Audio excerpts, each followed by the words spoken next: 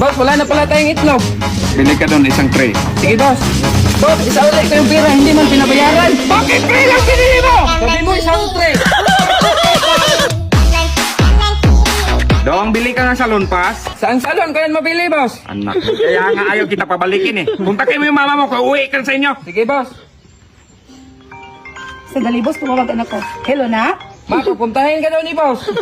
Bakit daw, nak?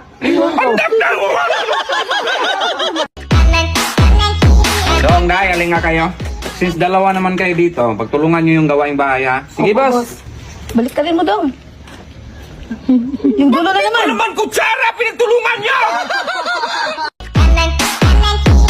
Dahil, lutuan mo nga ako ng itlog.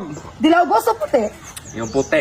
Boiled to scrambled. Boiled. Hard or soft cook? Kadami mo. Dong, lutuan mo nga ako scramble. With egg, boss. Na, tumas.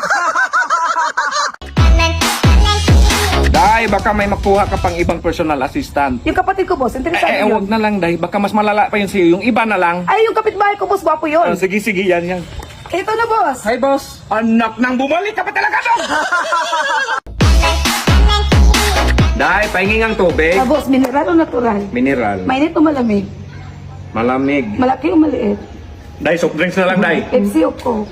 Magkasakit ako sa'yo, Day! Puso o ulo?